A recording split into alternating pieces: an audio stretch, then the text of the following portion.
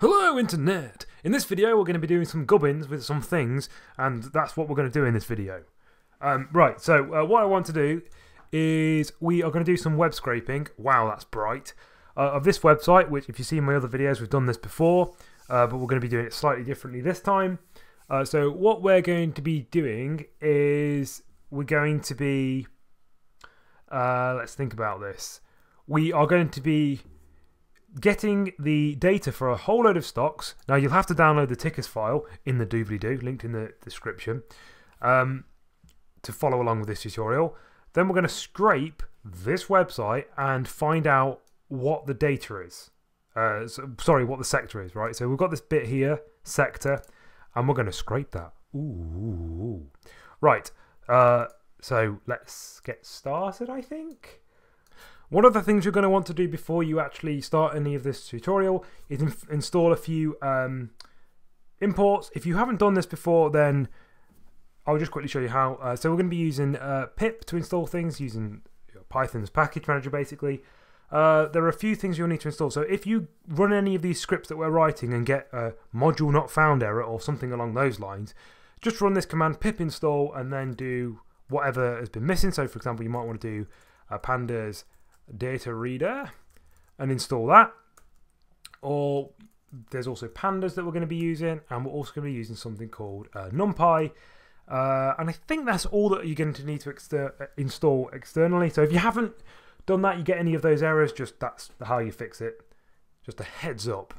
Okay, start off by creating, we're going to do it in Python, by the way, I completely forgot to mention that. Start off by creating some stuff. So what do we need to do? The first thing we'll probably do is do some imports. So we want to import from BS4. Import beautiful. If I could only spell. Beautiful soup as bullshit. Import CSV. Import requests. LSE, we'll call that because that's the website, so we'll get the URL. We want to get the URL without the ticker, so that'll be up to the equal sign, like that, and we'll save that. And then what else do we need to do? I have a file called tickers.csv, like I say, so we need to actually read that file in, and we'll do that. That's pretty simple. So what we need to do here is we need to do def get stocks. And we need to do tickers.csv, or I think I might have this actually in a different directory. Tickers.csv as ticker file, and then if we do, that's totally wrong. Why have I done it like that? See what I'm thinking, completely wrong. This needs to be with open, because we're opening an external resource. So this will automatically close if something goes tits up. What we can do is we can do return list, map, then we can give it a cheeky little lambda. The lambda is going to be a single variable, and that's going to be the ticker, and we want to strip that, and we're going to be mapping from the ticker file, which is going to be a list of many things. So that will give us our tickers. So if we were to quickly create this, dunder name equals main, what this is, what I'm writing now, this dunder is equal to dunder main, is basically when you run a Python file, if you run it as that file itself, as in you run that file specifically, then the name will be main. Otherwise, it will have the name of wherever it's being called from, if I'm correct on that one. So if we just quickly do print get stocks and run it, look at that, we have some lovely stocks. So there's a whole load of tickers. The next thing we're going to probably need to do is create the method to get the actual data from the website. So we're going to be using requests to get the data from the website, and we're going to be using beautiful soup to parse the HTML that we get back. So let's start off by creating the method that's going to get us the data from the website in the form of a soup object, which is what Beautiful Soup provides. So we can do a get soup for all I care URL, and it will be something along the lines of return Beautiful Soup. So it's going to create us a new Beautiful Soup object. Request.get URL, get the text from the request that we get back, and we want to parse this with a HTML parser because that is the type we're getting because it's a website. We also are then going to want to have the method to actually get the data about that sector that we looked at on the website. So if we look at the website here, United Utilities is part of the gas and water sector. So how do we get that? Well, we can do a cheeky little inspect element. Boom. Click on this little button over here. It's the easiest way to do it. I like doing it this way. And it will give us some details about this particular link. So we want to find this link, which is in the shared details class, but we want to get all we want to get is just this bit of text that's within the link. So the way we're going to do this is because this shares details underscore link exists in multiple places on this website. I've already checked. We're going to first get the enclosing div, which is this share details. Actually, we're just going to get we're going to get the share details text. We'll get that, and then we'll get the second one of that, and then we'll just get the link, and then get the text from the link. Okay, so it will make more sense when we actually do the code, which we'll do now. So what we want to do is we want to do we'll call it get sector. We'll pass it in a ticker, and we'll say soup is equal to get soup. And we have to construct the URL, which will be the LSE plus whatever ticker we give it. And then we will encapsulate everything in a try except block for the simple reason that we might not find everything for that particular page. There might be things that are missing on certain stock pages because not all of them are going to be complete. So we'll just do it in like this, and then we'll print out an error if there is an error. And then if you wanted to get the details for that stock, you could do that later on and maybe write special cases for it if you wanted to. But this is just going to be a simple little bodge. So we'll do soup find all, and the element we're looking for is so we're looking for the P element that has share details.text. So we'll do find all P, and then attributes, and this is a cheeky little dictionary. We'll do class, and then we will do we'll come back here. We'll do, what is it, sp share details double underscore text, and then we want to get the second one, which is index 1 because 0 1, and then to get the actual sector we want to get the share details variable, and we want to find the link, so that's an A element, and then we just want to get the text from that. Okay, good stuff. And then if we just do a cheeky little except block, so except, and we can just say something like no sector information available for cheeky little ticker, and then just return, and we're going to return from this just a dictionary that is going to have the ticker, which will be the ticker, and then the sector, which will be blank in this case because obviously no details. In the other case, we want to just print the ticker and the sector, and then return the like that. Knock that off. Come back, and then switch that for sector. Cool. So that should work to get us all the data we need to do. If we were to just, like, say, run this, well, actually, it won't work because we're not calling it yet.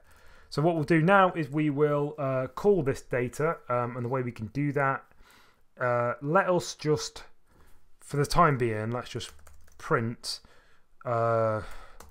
get sector, and then UU, which is United Utilities, the stock we are currently looking at. Yeah, that's everything we need. So if we run that, oh, invalid syntax. What was invalid about it? It said something about this line. Something's gone tits. I see what's gone tits up. We're missing that right there. Haha! No, that's not right. That has not gone well. Okay, so no sector information available for UU. Oh, crème de monde, c'est bon. Okay, so this is why having a try except block is quite actually annoying. So what I instead want to do is just comment this out, comment that out, comment that out, comment that out, and then we'll do that and just have a cheeky little look. Okay, so what it's looking for, index is out of range, so I suspect, let's have a look. I suspect what's gone wrong here is that I have made an egregious error by having a typo somewhere. So let's look at this. I think I've put share detail, not share details. Haha! Pip pip pow! Okay, so we get back the gas and water sector, and there we go, we get the actual object back correctly. So let's now put back the try catch block, or try except block. What else do I need? Yank that, bang.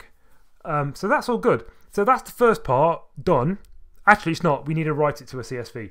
So to write it to a CSV, this is a really quick thing to do. So what we're going to want to do is do to CSV, call it stocks, say with open stocks.csv, W for write, then we'll just say our sectors or something like that, and then we'll say writer, and then we want to use the CSV module to get the writer, and then we're going to pass in that file that we just created that's called sectors. Then we want to write the rows, so we can use writer.write rows. And to write the very first row, we want to get the keys, right? So what we want to do is we want to have the first row of the CSV to be the headers. So it'll be ticket and sector. So in order to do that, we can just write one row. We'll take the very first stock we get, so stock 0, and then just call .keys. And that will write the first row for us. And then what we want to do is we want to go for stock in stocks, writer, write, row, stock.values. Now we could also have used pandas for this, as we could have also used pandas for this, but we're going to be doing things slightly differently in each one of these files. So the next file we're going to create, we're going to do some other stuff, but what I'll do for the time being is, I need to actually call this as well. What I'll do for the time being, I'll let this script run, and then we'll come back, we'll have a new file, which will be called stocks.csv. No, it won't. Yes, it will. It'll be called stocks.csv, and then we can use that to run the next part, where we can start getting data and then grouping it by sector to figure out what the return for that sector is as a whole for the whole year. So we'll do another one of these list maps with a lambda.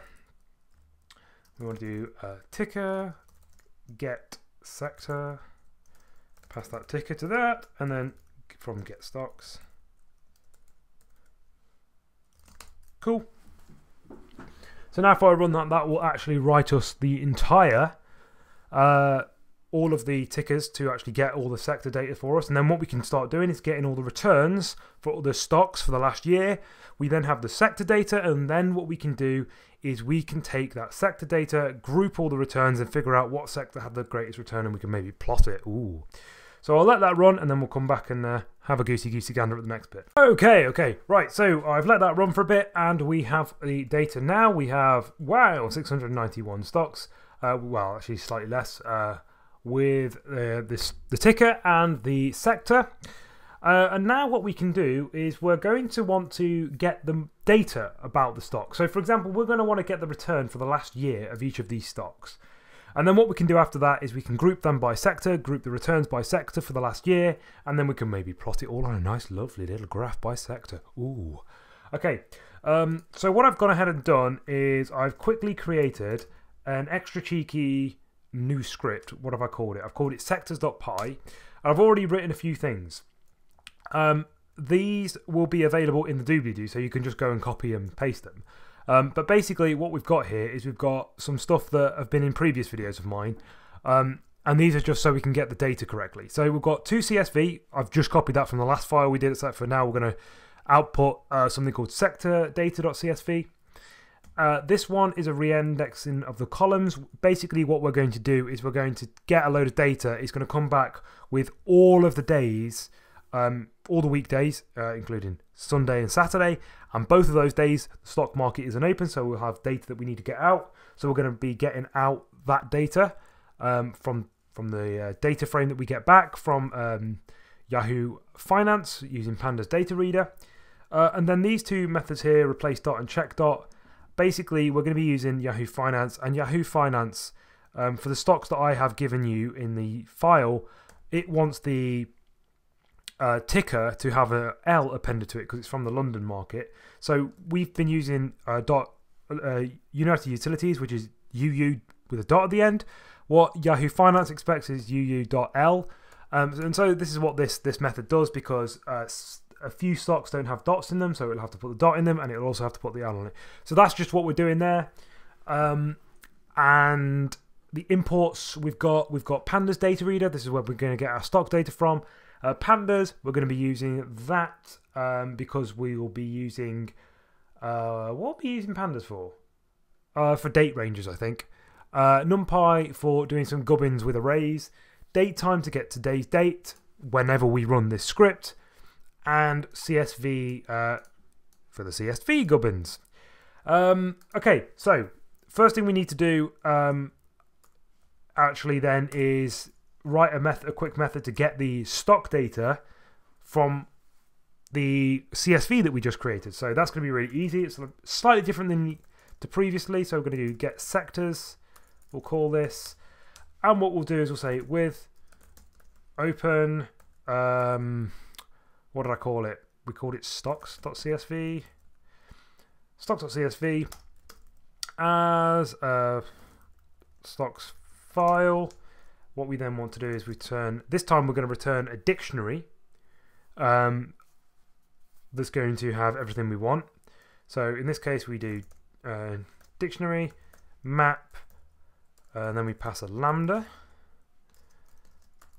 And what we're going to do with this is we are going to take the value variable. So this x is going to be the row from each one of the stocks.csv. And what we want to do is we want to do x dot split, get rid of the comma, do 0, do strip to get rid of any trailing white space or anything like that. And then do the exact same thing again, but for the second index. And as I mentioned in the previous one, there are other ways of doing this, and you'll see that when we do the next one. I just want to sort of expose you to a few different ways of doing things in Python, because they're always useful to learn different ways of doing things.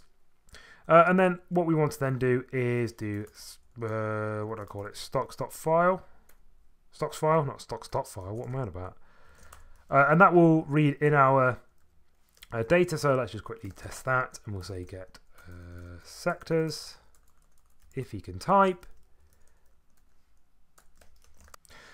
Okay, so let's just quickly run that just to check we get the data in correctly, and we do. Look at that, we get a lovely little dictionary with all of our little things in there. Isn't that good? So now we've got all that, let's now go ahead and create.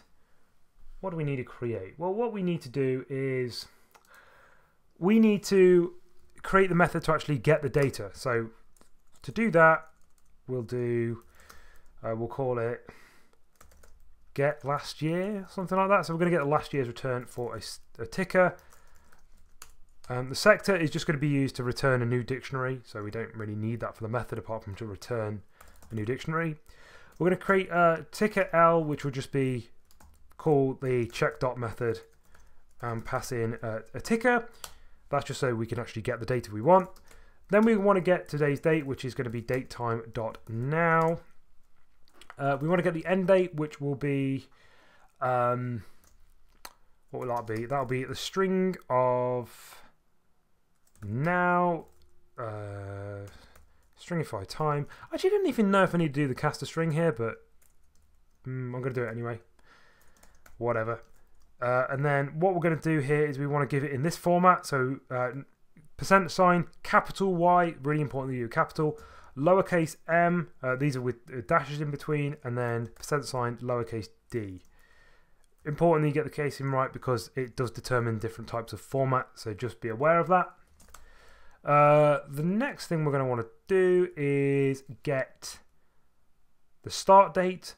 So in order to do that, let's just do, we'll do start date. We need to do string now replace, and we want to replace the year. So now year -1 to get last year. Then we'll stringify this time with the same pattern as before. I'm just going to copy this, Yankee Doodle. I could have just actually typed it, it'd probably been quicker, especially as I can't Vim. Ah, there we go. Okay, that looks okay. Good. And then we want to get all of the business days, right? So, as I mentioned earlier, we've got this reindex column thing. When we call pandas data reader, it's going to give us back a data frame that contains Saturday and Sunday. We want to get rid of that. In order to do that, we need to give it all of the weekdays and then delete anything that's not all of the weekdays, if that makes sense. So I'll show you. So we'll create something called all weekdays, PD, date range, give it a start date, and that will be the start date, and then end will be end date, obviously, and then frequency, this is the important bit, will be capital B. That stands for business days. So that's now a data frame that only contains business days of the last year. Then we're going to get our data, which is going to contain all of the days of the last year, and we're going to drop off anything from our data frame that has data in it, that has the stock data in it. Where they don't match, we're going to drop them out, meaning we're going to drop Saturday and Sunday. I went a way laborious way of explaining that. Okay, next thing to do, we're going to create a try except block, and we're going to do a, we'll create this thing called panel data. And this is going to be, we'll call data.dataReader. So this is that pandas data reader. Pass in the ticker with L. The source is going to be Yahoo, so that's the second parameter, that's going to be Yahoo. Then we want to pass it the start date and the end date to give it the dates that we want. The next thing we want to do is we want to get the adjusted close. The adjusted close is the close of a stock after accounting for stock splits, which is a good idea because you know the data we get in for these stocks might have stock splits in them. If they do have stock splits, it will affect the returns that we're going to calculate, so just get the adjusted close. And to do that, we're going to call the reindex column method. We're going to pass in the panel data, pass in the column we want. So this data set is going to have the open, the close, the adjusted close. It has some other stuff as well. I can't remember what any of it is. But we only want the adjusted close. And then if we pass in our data frame of all weekdays, it's going to delete all the non-weekdays for us. So now let's get the current price for the stock that we're currently dealing with. And to do that, we'll say current price is equal to NP, numpy, mean. And we'll do adjusted close. So that new column of data we've got. Dot tail 1. So the last item, meaning the most recent item. Then to calculate the annual return that we're going to want to do, so we can plot this on a cheeky little graph, we are going to do the current price. Well, oh my god, I can't type. We'll do the current price divided by numpy dot mean, and then the adjusted close. But this time, head 1. So the first thing in the index, i.e. the price of the stock last year. Times that by 100 to get the percentage value. And then we'll return a new dictionary that's going to contain a few little things. So it's going to contain the ticker, which I'm going to keep as the normal ticker, not ticker L, because I don't really care about ticker L at this point. We obviously want the sector. We might as well take the current price, although we don't need it. Let's also take the date, actually. Again, we don't need this, but we can use these later. I've just realised I've been putting commas. These should not be commas. These should be those things. Colons. There we go. Get the end date. That's the date we ran the script. Current price will be the current price. Annual return will, of course, be the annual return. And I think that's all the data we have, actually. So we'll return that as it is. Obviously, we need to close out the accept block. And for that, we'll just say error for ticker L. And I think, whoa, I don't know what happened to my voice there. What the hell happened then? I think, whoa, that was weird. I don't know what happened. It sounded like Shaggy from Scooby-Doo. So that should work. Let's have a quick go at just testing that, and we'll do get last year, and guess what? I'm going to pass in United Utilities. Don't really care about the sector for now, so run it. Invalid syntax. I've forgotten the equal sign, quite obviously. Run it again. What's it going to say? Error for that. I think I can just do a comma there, and that should be fine. Haha! Sure you are. Okay, so it's given us the annual return. So the annual return for this stock is 10%. Current price is 919, which is about right from the website we were looking at earlier. Yeah, slightly off, but whatever. I think that's probably just because the data reader is slightly out of date, maybe. But it doesn't matter too much for what we're doing it for anyway. So the next thing we need to do then is we need to actually compose this to get all of our data from our stocks.csv file, and then at the end we want to write it to a new file called sectordata.csv file. Probably could have called that stocks. It doesn't really matter. So now we're going to what we'll do is we'll create a array called stockdata. Make that empty. We'll say stocks are equal to stock gets. What do we call it? Get sectors. There we go. And then we can do a cheeky little for loop, but this time we're going to do a for loop with a key and a sector. The key is obviously going to be the ticker. So I could have called it ticker, but I didn't. For stocks items, because obviously what we're doing there is we're iterating over a dictionary. So that's what we're calling items there. And then we want to do if not sector. So if there's no sector, continue. We don't care about that. Like I say, if you want to do some stuff with that data that's missing the sectors, do what you like. But for this, who cares?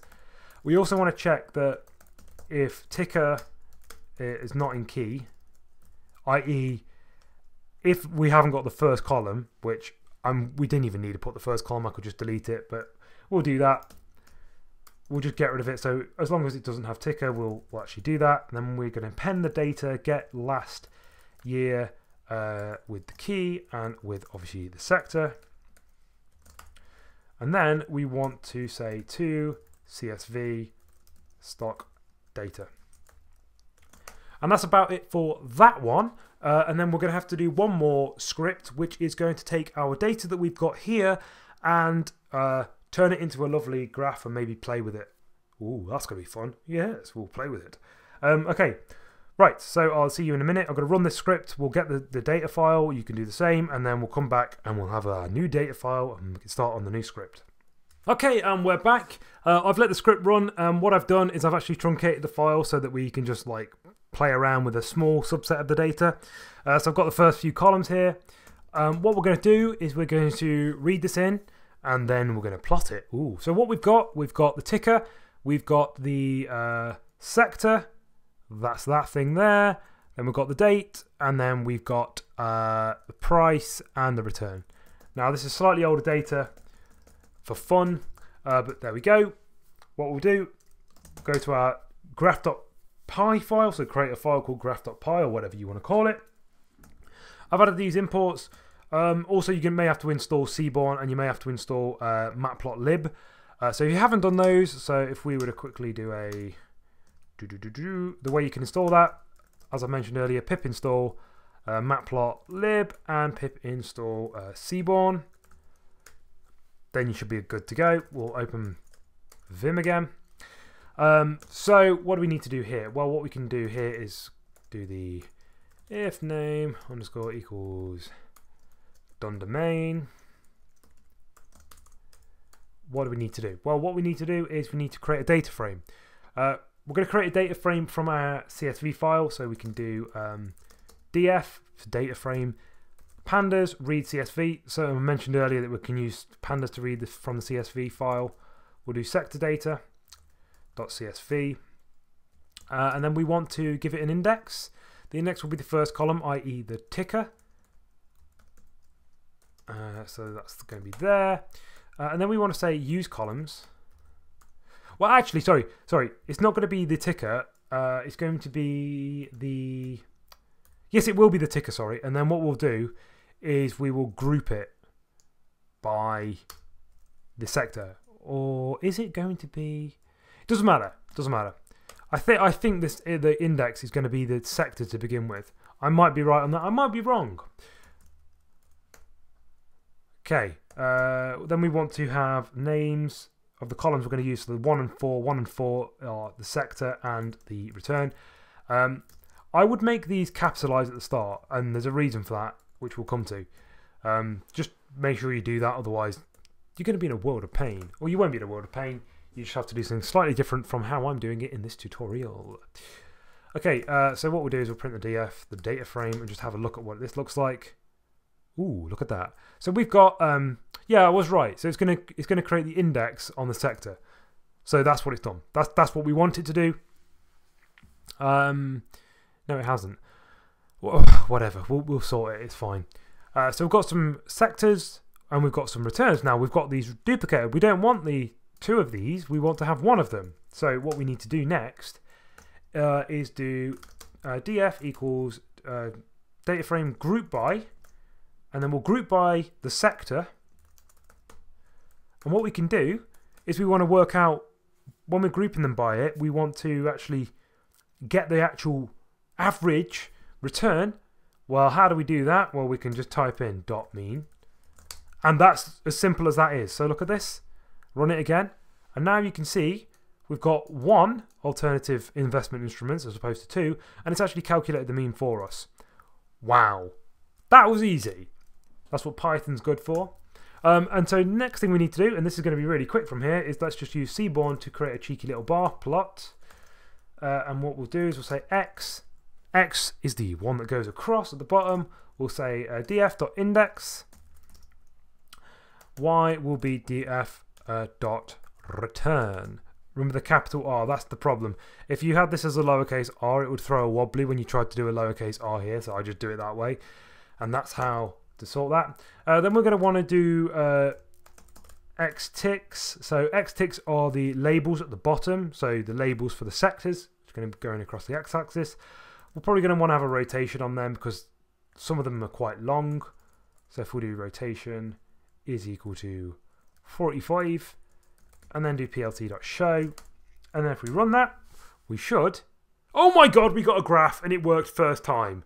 Oh, how many times have any of you seen my videos and have been amazed that it's never ran first time? That's the first time in a video, I think, where something has ran first time.